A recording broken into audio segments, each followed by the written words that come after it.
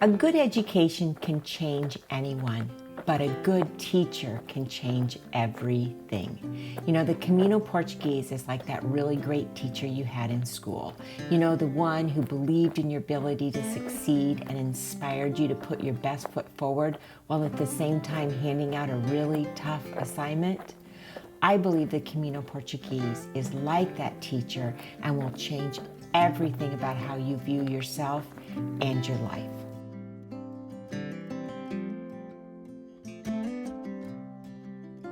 The Camino Portugués is one of several pilgrimage routes leading to the Cathedral of Santiago de Compostela in northwest Spain and has been followed by thousands of people. Typically, it starts in Lisbon or Porto and extends into Spain, leading pilgrims to the cathedral, where the remains of St. James are said to be entombed. The intent of this video is to provide you with as much information as possible so that you can have an enjoyable and successful Camino. Like my previous long-distance pilgrimages, this one proved to be an incredibly rewarding experience. I undertook the adventure solo, but one of the things that I've learned is that you're never really alone on the Camino. I met amazing fellow pilgrims hailing from all corners of the globe. Now, when it comes to planning for my long-distance hikes, my approach is a bit erratic. For instance, I tend to be very meticulous in planning the gear that I'm going to take, all the options for stages that I can walk, kind of depending on the amount of miles that I want to do. Then, when I get to the trail, I am very spontaneous. I walk at my own pace. If I see something intriguing, I'm going to explore it. Typically, I also do not pre-book my accommodations on the way, unless from my research that I've seen that I need to do that.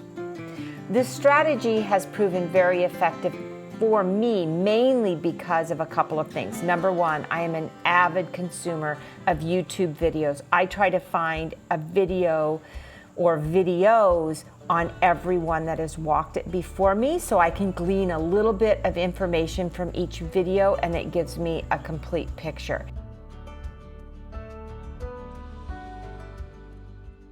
There are a multitude of ways to walk this, and in the fall of 2022, I chose to do a hybrid starting in Porto, walking the coastal route for the first day and then switching to the central route. Which route is best for you? Well, that just depends. Coastal route tends to be shorter and some guides say less challenging than the interior route. It's also more popular with more pilgrims walking it each year.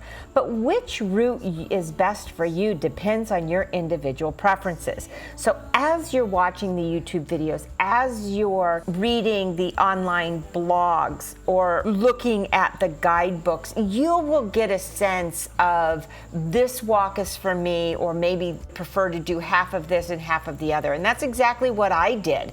I think because of the amount of research that I had done, the amazing guidebooks that I had, as well as the apps that I had on my phone, I felt very comfortable switching after the first day from the coastal to the interior.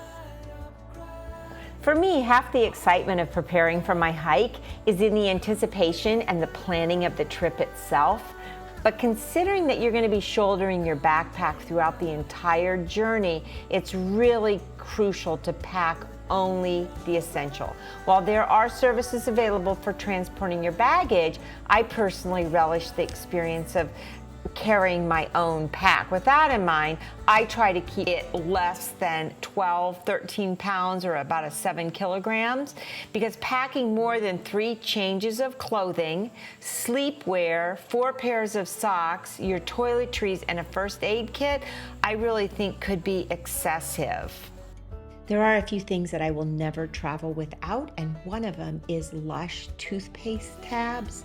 They're very convenient. You get about 60 in a jar, and I don't have to worry about refilling my toothpaste when it runs out on a trail, and I don't have to worry about getting stopped at an airport. The second thing is a Lush shampoo bar.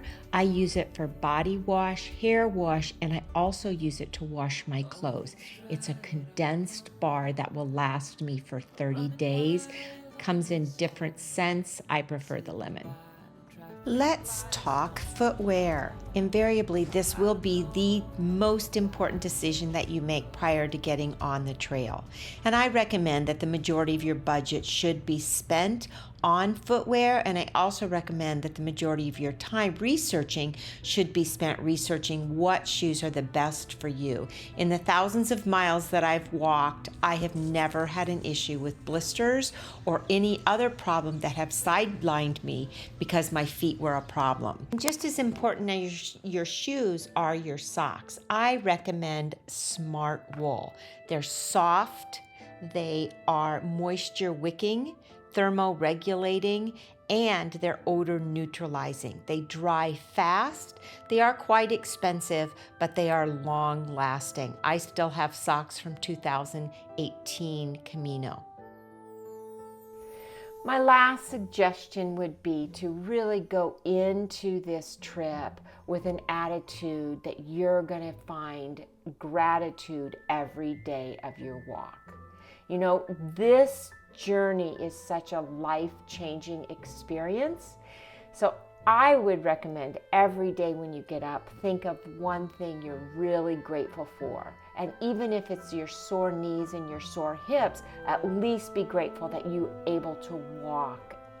So while I encourage you to embrace gratitude for this wonderful body that you've possessed, or your great mind, or really just the abundance of health and prosperity you have to even be on the trip, I want to give you an assignment that might be a little time consuming. And that is, take a small journal with you and spend a couple minutes every day just journaling all of the things that you are grateful for and all of the amazing lessons that this great teacher is showing you.